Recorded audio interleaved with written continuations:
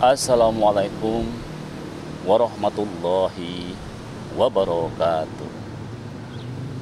Alhamdulillahirabbil alamin. Wassalatu wassalamu ala asrofil anbiya'i wal mursalin Muhammadin wa ala alihi wa sahbihi ajma'in. Hidup sehat bersama Luqman Effendi. Alhamdulillah kita bisa bertemu kembali di podcast ini, dan kita akan lanjutkan materi-materi yang masih berkenaan dengan kehidupan kita selama bulan Ramadan ini ya. Mudah-mudahan Ramadan di tahun 1446 Hijriah ini menjadi Ramadan yang lebih bagus, menjadi Ramadan yang lebih berkualitas dibanding tahun sebelumnya, dan tentu saja kita bisa menyelesaikan Ramadan ini dan mendapatkan rahmat, mendapatkan ampunan, ya, mendapatkan kemenangan di akhir bulan Ramadan nanti, dan tentu saja mendapatkan membawa perubahan perilaku yang lebih baik, ya, baik perilaku dalam konteks kita berhubungan dengan Allah Subhanahu wa Ta'ala, berhubungan dengan yang di atas, berhubungan dengan hablum minallah, ya, berhubungan secara vertikal ke Allah Subhanahu wa Ta'ala, maupun hubungan yang horizontal kepada saudara-saudara kita yang ada di sekitar kita, ya,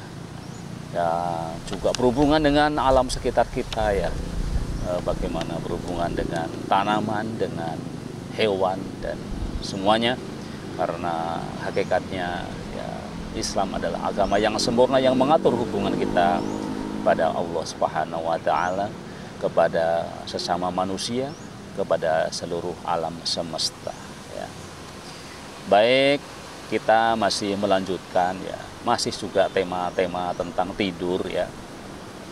Berkali-kali saya selalu menekankan jangan tidur setelah sholat subuh, ya. Dan ini juga bermakna jangan tidur setelah sahur.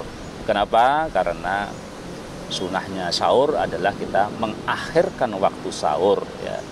Dalam artian kan ketika kita selesai sahur, maka langsung kita lanjutkan dengan ibadah sholat subuh berjamaah di masjid, ya, kan gitu, ya.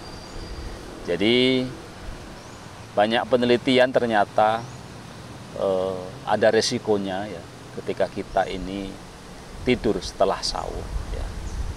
Tentu kalau kita sahurnya terlalu dini, terlalu awal, ya, tentu kita kehilangan sunnah Rasulnya. Nah, dan akan lebih berbahaya lagi kalau kita sudah kehilangan sunnah Rasul, kemudian kita sambung dengan langsung tidur. Nah, inilah yang akan kita bahas tentang apa resiko kesehatan ketika kita langsung tidur setelah sahur, ya. Tidur setelah makan sahur tidak akan memberikan cukup waktu untuk sistem pencernaan bekerja memecah makanan, ya. Akhirnya makanan tersebut jadi tertimbun sia-sia dalam perut. Setelah makanan sahur masuk ke perut, lambung akan mencernanya menjadi sari-sari makanan yang kemudian diserap oleh tubuh untuk dijadikan energi. Dikutip dari Mayo Clinic, sistem pencernaan perlu setidaknya 2 jam, ya, untuk mengolah makanan sampai menjadi sari makanan. Nah, proses pencernaan ini membutuhkan suplai darah yang tidak sedikit. Itu sebabnya sebenarnya kita tidak dianjurkan untuk beraktivitas berat seperti olahraga setelah makan, ya. Walaupun di podcast sebelumnya sudah kita sampaikan, ya, saya pernah menyampaikan, ya, berkenaan dengan jalan kaki, ya, berkenaan dengan jalan kaki, ada banyak anjuran juga untuk kita ini jalan kaki, ya, tapi jalan kaki pelan-pelan saja gitu, ya, setelah kita makan, ya. Sebenarnya adalah untuk menurunkan makanan tadi. Ya, tentu yang dilarang adalah kalau kita beraktivitas berat, ya. Jadi di sini kan harus ditekankan aktivitas berat. Tapi kalau kita jalan kaki itu bagus, ya. Jadi setelah makan kita jalan kaki, itu juga akan menghindari perut buncit ya. Jadi menghindari perut buncit. Jadi kalau Anda hari ini masih punya berat badan yang ideal, perut Anda masih rata, ya maka jangan biasakan untuk tidur setelah makan, termasuk setelah makan sahur ya. Nah, selama kita tidur ini hampir seluruh fungsi tubuh berhenti bekerja sementara, ya, berhenti bekerja sementara itu ya. Kecuali apa? Kecuali jantung, otak, dan paru-paru ya. Jika fungsi pencernaan berhenti, tubuh tentunya tidak dapat mencerna dan menyerap nutrisi yang diperlukan ya. Jadi itulah kronologi kenapa kita ini jangan langsung tidur setelah kita makan sahur ya. Setidak-tidaknya butuh waktu 2 jam setelah makan sahur baru kita layak untuk tidur ya. Ini menurut teori kesehatan ya. Jadi apa sih bahaya tidur setelah sahur ya? Sebagaimana yang saya kutip ini ya dari satu sumber, setidaknya ada 6 ya, ada 6 resiko yang harus kita hadapi. Tentu resiko itu bisa muncul, bisa tidak ya, tetapi punya potensi ya, punya potensi kita ini bisa mengalami apa yang akan kita sampaikan ini ketika kita makan kita tidur ya, setelah tidur langsung setelah makan sahur ya. Resiko yang pertama adalah lemak tubuh menimbun ya.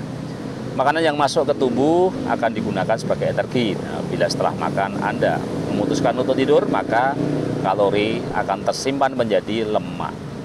Dalam jangka panjang, kebiasaan tidur setelah makan bisa membuat lemak tubuh semakin menumpuk. Ya, apalagi jika makanan sahur yang konsumsi tinggi karbohidrat dan lemak. Ya. Di samping itu, tidur setelah makan sahur juga membuat perut jadi cepat lapar. Ya. Alhasil, rasa lapar yang ditahan ini akan membuat Anda makan lebih banyak saat buka puasa ya. Jadi itulah akibat atau resiko yang pertama ketika kita tidur setelah sahur ya. Kemudian yang kedua ya, resiko yang kedua yang bisa kita alami ya jika kita setelah sahur langsung tidur adalah asam lambung naik. Ya kita sebut keluhannya ini ya, adalah keluhan yang umum terjadi ya, biasanya muncul akibat telat makan. Walaupun dapat membaik dengan sendirinya, mah bisa saja semakin bertambah parah sehingga orang mengatakan ada mah kronis ya. Ini bisa menjadi bahaya jika Anda punya kebiasaan sering tidur setelah makan sahur. Pasalnya pada kondisi ini sistem pencernaan tidak mencerna makanan dengan baik, lambung akan segera otomatis meningkatkan produksi asam lambungnya. Di samping itu, ketika Anda tidur, maka gaya gravitasi akan melonggarkan klep lambung sehingga menyebabkan asam lambung dalam perut mengalir balik ke kerongkongan. Asam lambung bisa mengikis lapisan dinding kerongkongan dan menyebabkan luka di kerongkongan. Nah, hal tersebut bisa menyebabkan perut mules, nyeri ulu hati, dan sensasi panas perih seperti terbakar pada dada hingga tenggorokan. Jadi inilah risiko kedua ya, jika kita tidur langsung setelah sahur ya. Kemudian masih ada kaitannya dengan yang nomor 2 tadi ya, asam lambung naik adalah kita bisa mengalami yang namanya gastroesophageal reflux disease ya, atau orang disebut sebagai GERD ya, GERD ya. Bahaya tidur setelah sahur juga membuat jumlah asam lambung yang dihasilkan menjadi terlalu banyak. Selain menyebabkan masalah asam lambung naik atau heartburn, kondisi tersebut bisa berkembang menjadi GERD atau gastroesophageal reflux disease atau reflux asam lambung. Ya. GERD merupakan kelanjutan dari asam lambung naik yang sering terjadi setidaknya lebih dari 2 kali per minggu. Ya. Penyakit ini terjadi karena klep pemisah antara lambung dan tenggorokan tidak menutup sempurna sehingga memungkinkan asam lambung mengalir balik hingga ke kerongkongan ya. Asam lambung dapat melukai kerongkongan tenggorokan dan menyebabkan berbagai gejala seperti mulut pahit, mual, muntah, ya, asam pada bagian belakang mulut, perut kembung, dan juga kesulitan menelan. Ya. Jadi itulah setidaknya 3 akibat dari kita tidur langsung setelah sahur. Ya. Kita lanjutkan nanti di podcast selanjutnya. Masih ada 3 lagi apa resiko jika kita tidur langsung setelah sahur. Tetap ketemu dengan Hidup Sehat bersama Lukman Effendi. Wassalamualaikum warahmatullahi wabarakatuh.